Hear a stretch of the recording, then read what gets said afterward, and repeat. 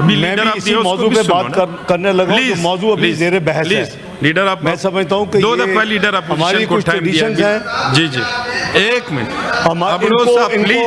इनको कोर्स करवाएं कि इनको पता चले कि किस तरह ये हाउस चला करता था। पहले ये कोई तरीका नहीं हाउस चलाने का जनाब चेयरमैन। मैं honourable leader of the opposition को मैं honourable leader of the opposition को रिक्वेस्ट करूंगा कि वो प्लीज डिसिप्लिन क्रिएट करें अगर उन्होंने फ्यूचर में बोलना है तो। ये कोई तरीका नहीं है, ये हमेशा इस हाउस की ट्रेडिशन रही है कि लीडर ऑफ द ऑपोजिशन को, लीडर ऑफ द हाउस को जब वो माइक मांगे माइक मिलता है। और मैं कोई दूसरी बात नहीं करने लगा, मैं समझता हूँ कि हर पाकिस्तानी मुझ समेत दुखी है। एक मिनट, अबड़ो साहब जाके बाहर तकरीर कर लें। आप किसी देखो जी जी नहीं नहीं, इस तरह नहीं होगा। नहीं नहीं नहीं नहीं नहीं नहीं नहीं नहीं, जी जी डॉक्टर साहब कंटिन्यू प्लीज, डॉक्टर साहब कंटिन्यू। इस तरह मैं समझता हूं कि जो कुछ हुआ है वो हर पाकिस्तानी के लिए इंतहाई दुख की बात है और हर दिल रंजीदा है जो कुछ कल बलूचिस्तान में हुआ है। लॉ मिनिस्टर साहब ने उसको एक्सप्लेन किया है कि कल नेशनल असम्बली में डिटेल्ड सेशन हुआ, लोगों ने खुल के बात क्यों करनी चाहिए। वो उतना ही अजीज़ है हमें जितना कोई और सूबे का हिस्सा है। वो पाकिस्तान का बहुत ही इम्पॉर्टेंट हमारा सूबा है और हमारे दिल के करीब है। यहाँ बैठ के बातें हमें सबको करनी चाहिए, लेकिन हमें कलेक्टिवली कुछ सोचना चाहिए कि वे फॉरवर्ड क्या है। आज कैबिनेट में भी तफसील से बात हुई, वज़ीर-ए-आज़म और बलूचिस्तान की हुकूमत आपस में टोटली कनेक्टेड है फेडरल गवर्नमेंट के साथ। कल से वज़ीर-ए-आज़म अगले 2-3 रोज़ में वहाँ फिज़िकली भी जा रहे हैं और आज इंटीरियर मिनिस्टर वहाँ पहुँच चुके हैं। देखिए बात यह है कि कम से कम खुदा के लिए इस इशू को हम सियासत की नज़र ना करें कि यहाँ रंपस क्रिएट करना है। यहाँ हमने उस इशू को सामने रख के मैं अपने भाई कामरान मुंसा के जज्बात से बिल्कुल सेकंड करता हूँ। मैं कोई भी जो पाकिस्तानी दिल रखता है उसको कल से बहुत तकलीफ़ है और ये है ही इतना अफसोसनाक वाक़या। तो हमें सोचना है कि इसके मुहर्रकात क्या हैं और इसकी वजूहात क्या हैं। जो लोग पाकिस्तान की रियासत को तस्लीम करते हैं उनसे मुज़ाकरात हो सकते हैं, होने चाहिए। जो नाराज़गी के नाम पे, नाराज़गी का कोई लफ्ज़ नहीं है, नाराज़गी के नाम पे पहाड़ों में चढ़कर इनोसेंट लोगों को मारेंगे तो ये पूरा हाउस यूनैनिमसली उनको कंडेम्ड करे, उनकी मजम्मत करे। वो दूसरे एजेंसीज के हाथों में खेल रहे हैं, वो पाकिस्तान के दुश्मनों के पैसों को इस्तेमाल कर रहे हैं। खुदा के लिए यहाँ बहुत एक्सपीरियंस लोग बैठे हैं, ये हमारे फॉर्मर वज़ीर-ए-आज़म साहब बैठे हैं और साथी हैं जो बलूचिस्तान से हैं। खुदा के लिए इस चीज़ पे हम आपस में झगड़ा ना करें, इसको हम सीरियसली लें। आप चाहें तो इस पर एक सहराल हैसल बहस करें, आप चाहे तो कमेटी बना दें दोनों हाउसेस के नुमाइंदगान, दोनों तरफ के नुमाइंदगान की।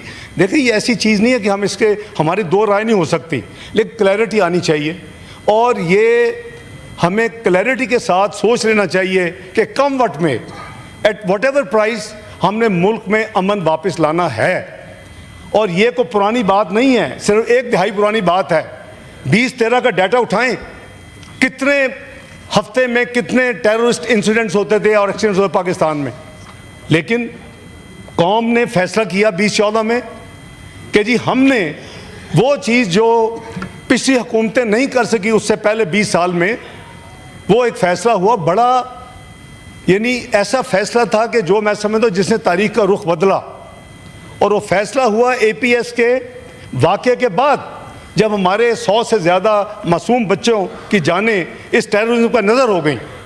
उसके बाद फ़ैसला किया गया कि कम वक्त में जो भी प्राइस पे करनी पड़ेगी, अपना पेट काटेंगे, ये जंग लड़ी जाएगी। और आपने देखा कि ज़रब अज़ब लड़ी गई, आपने देखा जहाँ क्लीन अप हुआ तो उसके बाद रद्दुल फसाद लड़ी गई, आपने देखा उसके बाद सिक्योरिटी के हवाले से पूरे मुल्क में ऑपरेशंस हुए। और आपके डाटा ले लें, आप ऑर्डर करें चेयरमैन साहब, ये हाउस तो कमेटी बनाएं, डाटा लें सारा और देखें क्या इम्प्रूवमेंट हुई। लेकिन मैं फाइनेंस मिनिस्टर समझता हूँ कि कोई छोटी उसकी कॉस्ट नहीं थी।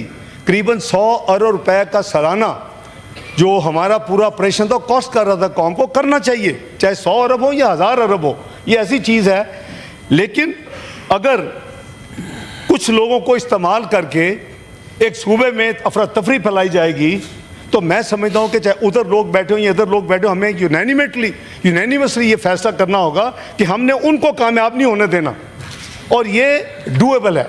आपने देखा कि वर्चुअली क्लीन अप हो जाए। मैं ब्लेम गेम नहीं पढ़ना चाहता जनाब चेयरमैन, हो सकता है कि विद कोई मैलाफाइडी ना हो, विद जेन्युइन इंटेंट हो। उसके बाद हमने रिवर्स किया, हमने वो दहशत गर्दों को अपना जेलों से छुड़वाया, हमने रास्ते खोले, वो जो यहाँ से भागे हुए थे उन 2 ऑपरेशंस के बाद वो वापस पाकिस्तान में आए। आज वो रीसरेक्शन, वो हमारी अपनी तमाम गलतियां, मैं किसी को ब्लेम नहीं कर रहा, मैं अपनी एज ए मिनासुल कौम बात कर रहा हूँ।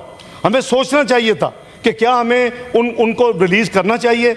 ये डायलॉग के नाम पे हमने बहुत बड़ा ब्लंडर किया, लेकिन कई दफ़ा बंदा वेल इंटेंशन काम कर जाता है, उसके जो आउटकम होते हैं फिर उसको तकलीफ होती है, और हमें तकलीफ है। ये इसमें मल्टीपल रीजंस हैं। हमारा दुश्मन तो चाहता है कि एक मिसाइली मुल्क है, ये एक एटमी कुव्वत है, तो इसको मुआशी कुव्वत क्यों बनने देंगे। जब भी पाकिस्तान टेक ऑफ करता है और आराम से पाकिस्तान की टांगें खींची जाती हैं, पॉलिटिकल इंस्टेबिलिटी क्रिएट की जाती है, कोई और काम किया जाता है।